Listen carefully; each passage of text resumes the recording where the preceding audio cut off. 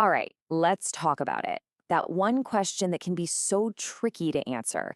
Tell me about yourself. It sounds so simple, right? But it can be really tough. But listen, by the time we're done here, you're going to have a super clear, simple way to answer it with total confidence. And there it is. So tell me about yourself. Ugh, just those four little words, and your mind can go completely blank. It feels like this huge, intimidating question, but stick with me. We are going to break this down and make it so easy. Might even be a little fun. First things first, you got to remember you are not alone in this. This is a question everybody gets. I mean, think about it. First day of a new class, a new job, just meeting people at a party. It's everywhere. So, what's the secret? How do you not just freeze up?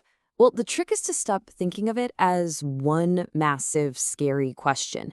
Instead, we're going to smash it into little pieces. Simple, easy to manage pieces. Think of them like, well, like building blocks for your answer.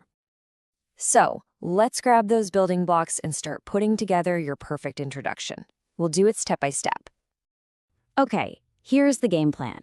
It's a simple three-parter. First, the basics. Then, we'll add some life details. And finally, the fun part. We'll sprinkle in some personality to make it you. All right, let's dive into that first block, the basics. Seriously, this is the easy stuff. We're just talking your name and where you're from. You know, like, hey, my name is Paul and I'm from Canada. Or, hi, I'm Emily from the United States. Super simple, right? It's a clear, perfect way to get started.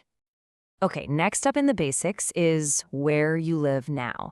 And check this out. See how just one little descriptive word can totally change the vibe? Paul lives in a small, quiet town. Emily lives in a big, busy city. They feel completely different, don't they? It's those little details that add some real flavor to your introduction. All right, basics are down. Easy peasy. Now let's move on to our next set of building blocks. This is where we start adding a bit more substance, sharing some of those key details about what our lives are actually like. So, a super common part of any intro, right? What do? It just helps people get a quick picture of your daily life. And you can see two totally different paths here. Paul, he's an English teacher. Emily, she's an art student. Both are just simple, straight to the point answers. Now, family. This can be a really nice personal touch, but, and this is key, keep it brief. You don't need to roll out the entire family tree, you know? Just a simple, I have a younger sister, or I've got an older brother, is perfect. It adds a little personal detail without getting, too into it. Ooh, and this one's my favorite, pets. This is such a great way to show a little bit of who you are. So what are you? A dog person like Paul with his friendly dog Max? Or a cat person like Emily with her sleepy cat Luna? Talking about a pet is just such an easy, relatable way to connect with someone. Okay, we've got the basics, we've got the life details. Now for the final set of blocks, and this is where the magic happens. We're adding personality. This is where you really get to show who you are by talking about the stuff you actually love. So take a look at Paul's hobbies here. Listening to rock music, playing soccer. These things are awesome conversation starters. You can talk about your favorite music, a sport you play, movies you love, even your go-to pizza topping. Each one is like opening a little window into what makes you, you. And then we have Emily's list, which has a totally different feel, right? She's more creative, into painting and drawing, loves to get lost in adventure stories. It's amazing how just a couple of your favorite things can paint such a clear picture of who you are. Okay, now here is a pro tip. This is a great one. Sometimes sharing something you don't like can be just as powerful as sharing what you do.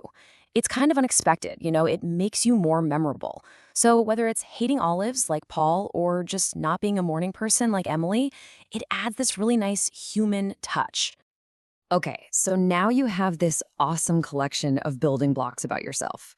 But listen up, because this next part is maybe the most important thing to remember. You do not use all of them at once. The real secret, the real skill, is knowing which blocks to pick for the right situation. Yeah, so this is the crucial takeaway. Your answer has to change based on who you're talking to and where you are, right? I mean, Introducing yourself on the first day of a new class is going to be totally different from chatting with someone at a party. Context is king. Let's actually see what this looks like. So, in a new class, Paul might say something focused and relevant, like, I'm excited to be here, I like to learn new things. But at a party, Emily's answer is way more casual. I love to paint and listen to music. See?